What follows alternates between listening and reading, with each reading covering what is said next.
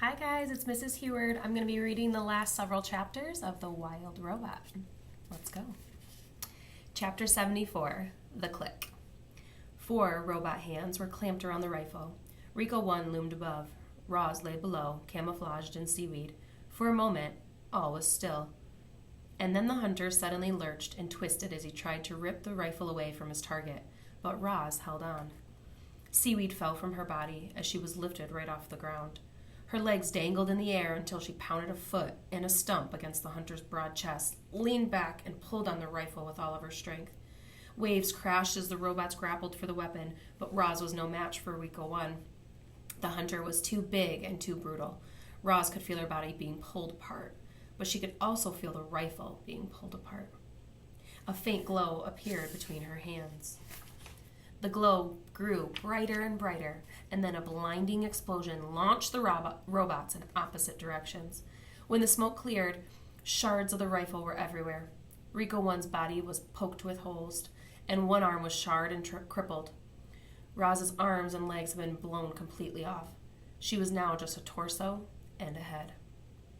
Inside her computer brain, our robot's survival instincts were blaring. Her battered body simply could not take any more damage. Clearly, Roz was not designed for combat, but the Rico was.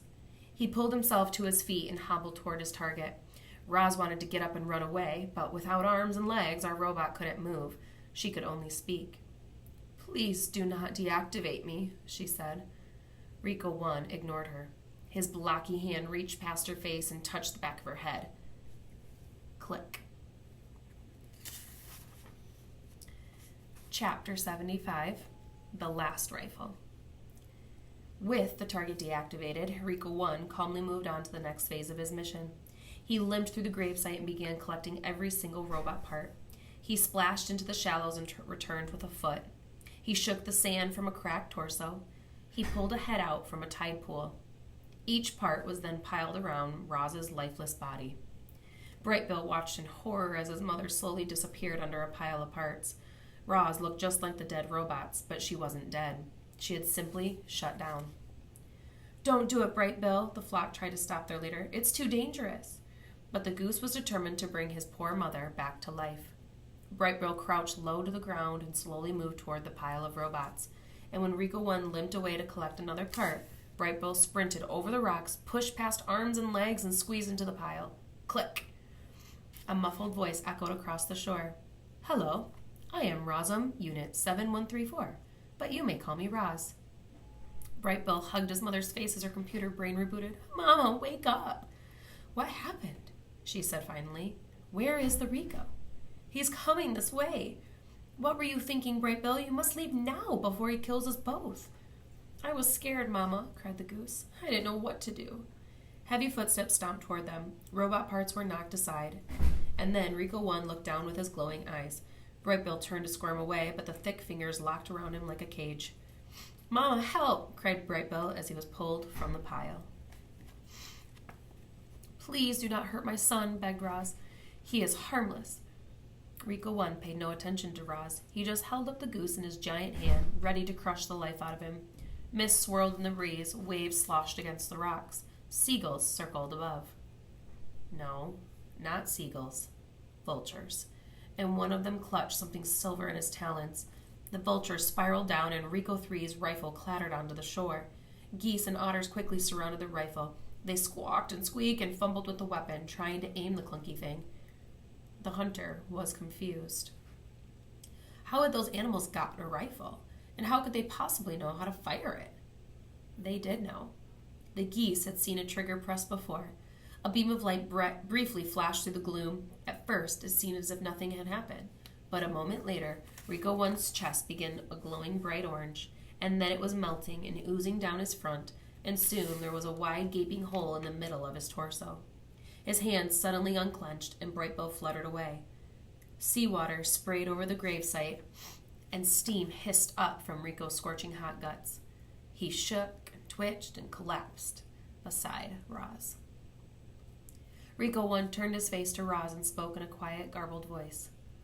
"More Ricos will come for you, And if you destroy them, still more will come.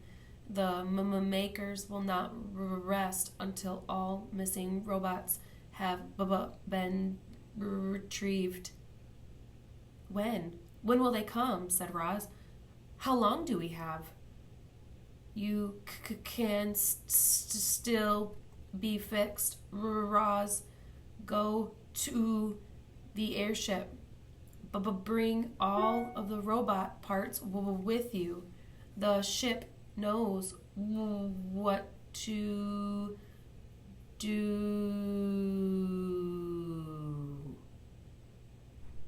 His voice went silent. His eyes went dark. Rico 1 was dead. Chapter 76, The Broken Robot. Geese and otters were bustling all around Roz. They were pulling arms and legs out from the robot pile and pressing them against her body. They were hoping to hear thwip sounds and that the robot limbs would snap right into place and Roz would return to her old self and life on the island would go back to normal. But nothing happened. No matter what they did, the limbs wouldn't attach.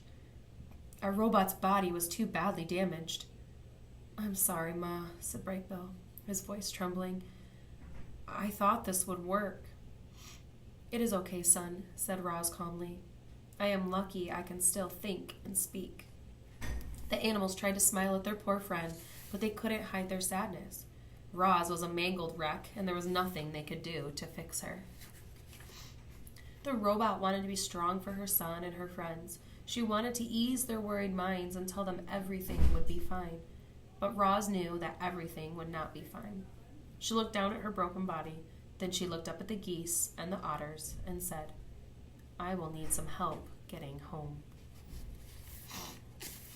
Chapter 77, The Meeting. Strong, nimble creatures carried Roz up the sea cliffs and across the island. They carefully propped her up inside the nest. They built a fire, and then they left the robot with her son. Roz and Brightbill sat there staring at the flames until the goose finally said, Do you need anything, Ma? I could really use some new arms and legs, the robot chuckled at her own bad joke. That isn't funny, cried the goose. My mother is broken, and I don't know what to do about it.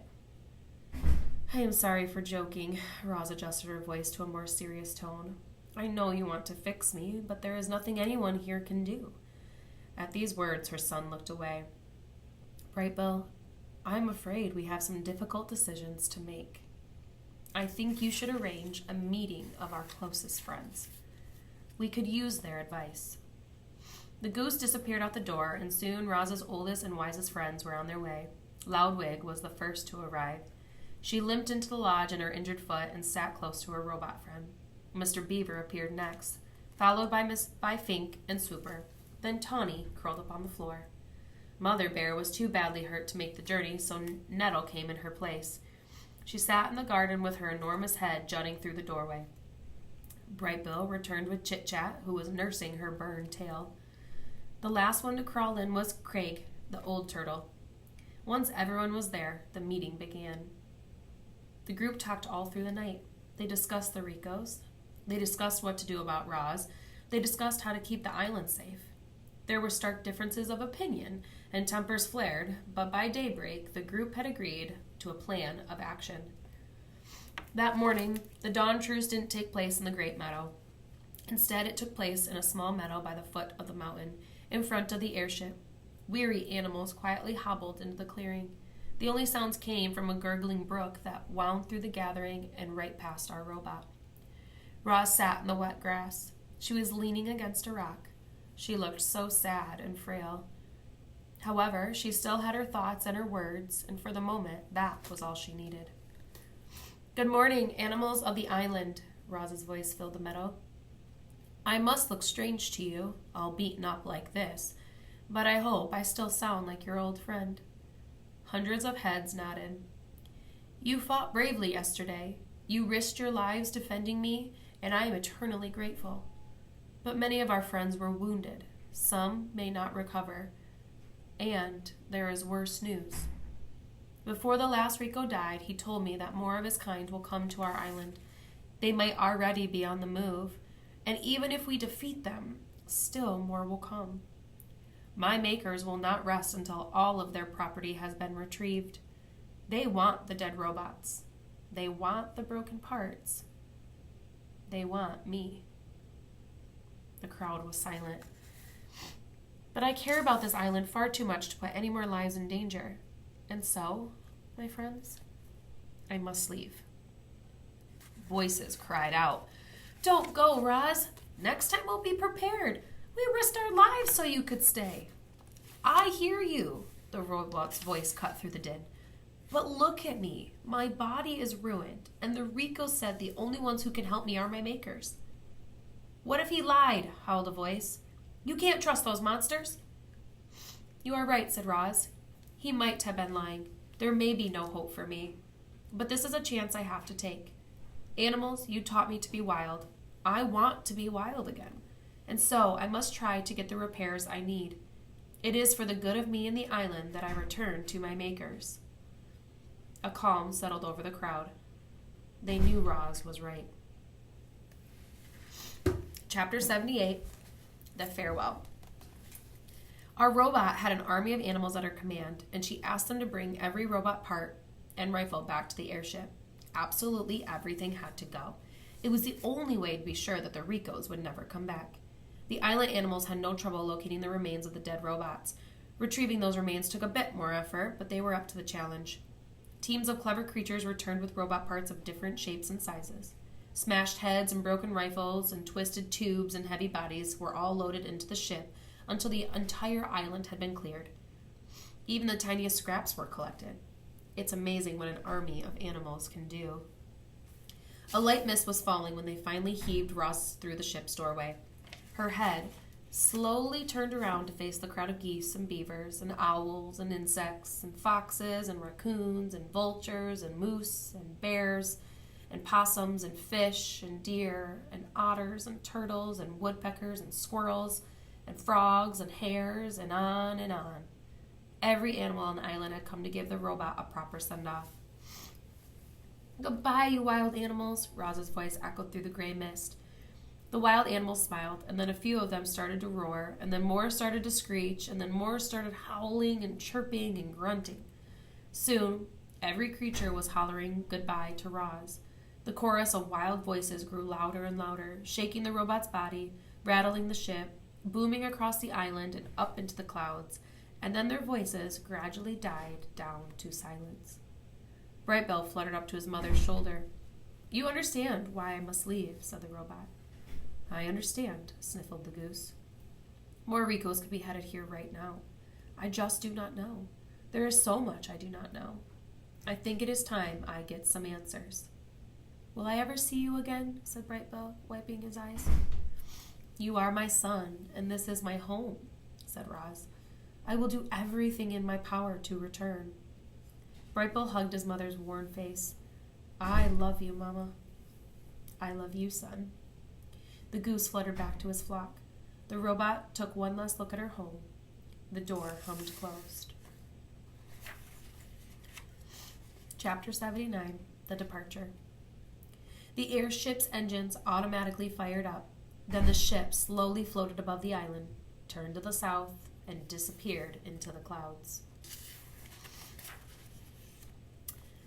Chapter 80, The Sky. Our story ends in the sky, where a robot was being whisked away from the only home she had ever known. As Roz sat in the airship, broken and alone, and speeding towards a mysterious future, she looked back at her miraculous past. Reader, it must seem impossible that our robot could have changed so much. Maybe the Ricos were right. Maybe Roz really was defective, and some glitch in her programming had caused her to accidentally become a wild robot. Or maybe Roz was designed to think and learn and change. She had simply done those things better than anyone could have imagined.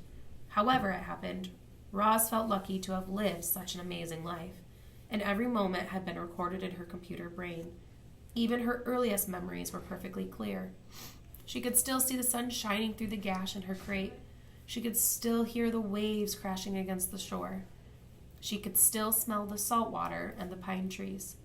Would she ever see and hear and smell those things again? Would she ever again climb a mountain or build a lodge or play with a goose? Not just a goose, a son. Brightbill had been Roz's son from the moment she picked up his egg.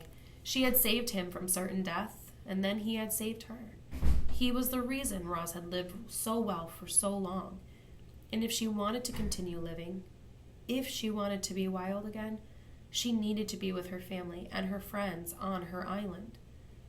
So, as Roz raced through the sky, she began computing a plan. She would get the repairs she needed. She would escape from her new life. She would find her way back home. And that concludes our story, The Wild Robot. I hope you guys enjoyed it as much as I did. See ya.